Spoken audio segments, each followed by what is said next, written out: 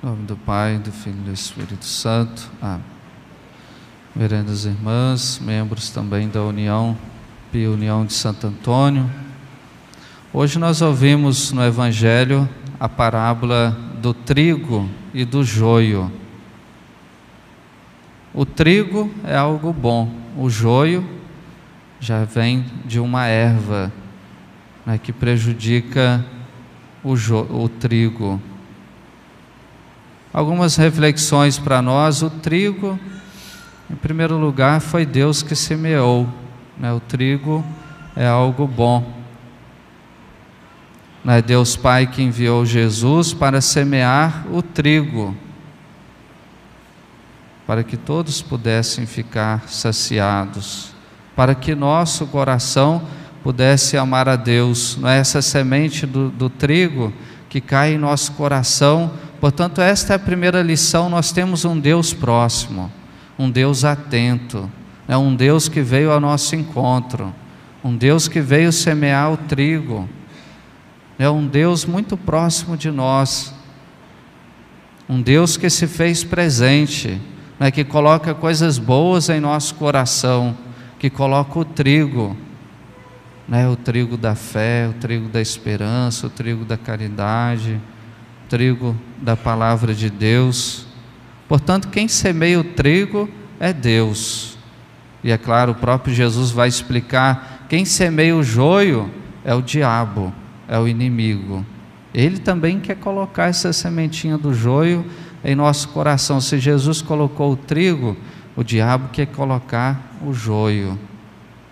Por isso a segunda lição é essa: nós temos sim o trigo em nosso coração, da palavra de Deus, aquilo que nos dá força, nos dá luz, nos mostra o caminho, é a presença de Deus na nossa vida. Mas devemos ter cuidado, que muitas vezes também entra o joio, e o joio se parece com trigo. Às vezes a gente não tem essa esperteza de perceber que nós temos o joio, mas lá dentro pode ter o joio daquela velha natureza de Adão e Eva, né, do pecado antigo, talvez do orgulho, né? O joio, ele muitas vezes quer sufocar o trigo em nosso coração, e daí a gente tem que ter uma atenção especial. E esse joio dentro do nosso coração, hoje Jesus fala que não pode arrancar o joio, mas ele está falando ali da igreja, depois nós vamos mostrar. Mas esse joio dentro do nosso coração, a gente deve identificá-lo e arrancá-lo logo. A gente não pode maquiar, né, fazer justificativos para o mal, a semente do demônio dentro do nosso coração. Ah, não, agora é assim mesmo, pode fazer isso. Aí a gente vai maquiando, vai se justificando. A gente nunca quer aceitar que tem um pouquinho desse joio dentro do nosso coração. É um mal e a gente deve olhar para ele e arrancar logo. Eu quero tirar esse joio do meu coração, essa sementinha do mal, né? Aquilo que está fazendo mal para nós espiritualmente, a gente deve arrancar logo, não fingir que está tudo certo, que o joio também é bom, não é? Que as duas coisas são boas, o trigo e o joio. Não, o joio é da perdição, o joio é a semente do diabo, do mal, e a gente deve arrancar logo, às vezes com o sacramento da confissão, às vezes na oração, às vezes no contato, né, com as boas amizades na igreja. Mas a gente deve arrancar o mal do nosso coração. A gente nunca pode deixar as trevas crescer no nosso coração, que essa semente do diabo não possa germinar dentro da nossa vida, da nossa história, dentro do nosso coração. Portanto, arrancar logo o joio dentro do nosso coração, deixar só o trigo, porque o trigo vem de Deus, o joio vem do diabo. Mas aí a terceira lição, Nosso Senhor fala da igreja: o reino dos céus é semelhante. Aí Nosso Senhor vai falar que o reino dos céus aqui é a igreja, não é? Que tem o trigo e tem o joio, tem pessoas boas, mas tem pessoas más também, pessoas ruins.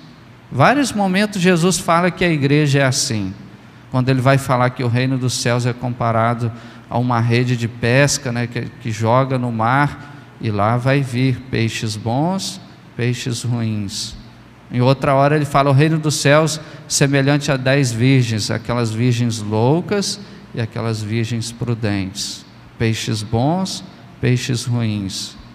A igreja tem o trigo, mas também tem o joio, santa e pecadora. Tem os santos, mas tem os pecadores. Tem as pessoas que estão lutando, vivendo a santidade, mas também tem aquelas pessoas que não prestam. Essa é a igreja, é o mistério da igreja, mas Jesus nos ensinou que é assim a igreja. E por isso que a gente não deve cair no desespero, no desânimo, quando a gente vê uma pessoa pecadora na igreja, uma pessoa que não dá exemplo. Aí entra a nossa paciência, é o que fala Jesus, não precisa arrancar o joio, deixa crescer ali. Mas no final da história, na hora da ceifa, da colheita, a gente já sabe o que vai acontecer. Jesus falou que o joio será arrancado e queimado. Ou seja, aquela pessoa que vai ser condenada porque ela quis. O trigo não. O trigo é colhido com todo carinho e colocado no celeiro, não é? Colocado no depósito. Portanto, a gente sabe do final, mas a nossa paciência. O Papa que morreu, Bento XVI, no início do seu pontificado, ele dizia isso: a paciência de Deus salva, e a nossa impaciência coloca tudo a perder. Muitas vezes a nossa impaciência quer logo arrancar o joio, né, de dentro da igreja, e a gente critica e quer fazer justiça com as nossas próprias mãos. Não, paciência. Se Deus tem paciência, quem sou eu para se colocar no lugar de Deus, para mudar a história e para arrancar logo o joio? Nosso Senhor fala: não, paciência, deixa até o final. Vai chegar a vez do joio, né, da justiça. Portanto, a nossa paciência. E Santo Agostinho nos ensina que o joio pode até se transformar em trigo, mas com a nossa paciência. Ele fala que não é com a nossa dureza, nossa arrogância, a nossa ignorância que vai transformar o joio em trigo, mas com a nossa misericórdia, com a nossa paciência, porque a paciência de Deus salva, e a nossa impaciência coloca tudo a perder, como nos ensina Santo Agostinho. Portanto, na igreja tem esse mistério, essas pessoas que são pecadoras, pessoas boas, mas a nossa paciência. A gente não pode desistir da igreja. Eu não vou na igreja mais porque tem uma pessoa lá que não faz o bem, que não é boa, que não é santa. E daí? Você não está na igreja só por causa disso, não é? Tem o joio, tem o trigo, tem de tudo dentro da igreja. Jesus nos ensinou que é assim. Mas aí entra a nossa paciência. Eu estou lá para buscar a minha santidade. Se você vê tantas coisas erradas na igreja, talvez escândalos e talvez essas coisas todas, então tome uma decisão na sua vida: eu quero ser santo, eu quero ser santa. Não é? Se tem uma pessoa que está manchando a imagem da igreja, não é, com seu mau exemplo, então faça diferente você. Isso é muito melhor do que as críticas, do que querer resolver as coisas com as próprias mãos. É você se decidir: não, eu quero ser santo, eu quero alegrar a igreja de Jesus com o meu exemplo, com o meu bom testemunho, com a santidade de vida. É isso que os santos faziam diante de tantos problemas na igreja, de dificuldades, né? Eles tomavam uma decisão: se o outro não quer, eu quero ser santo, sou batizado, sou cristão, estou aqui para isso, para buscar a santidade, buscar a perfeição, sem olhar para a vida do outro. Eu quero ser santo, eu quero ser trigo na igreja, não é? Eu quero ser do lado do bem dentro da igreja. Isso que é o mais importante. A igreja não precisa de grandes reformadores, né? A igreja precisa de santos. Se a igreja tem os santos, com certeza ela já está fazendo o seu papel e transformando muitas pessoas.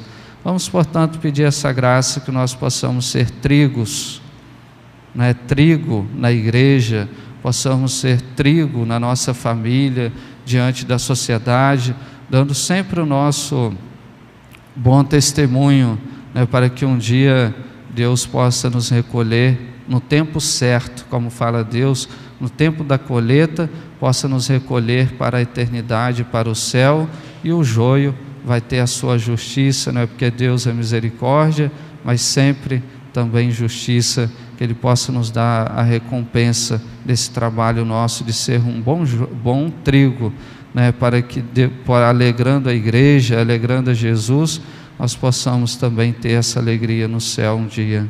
Amém.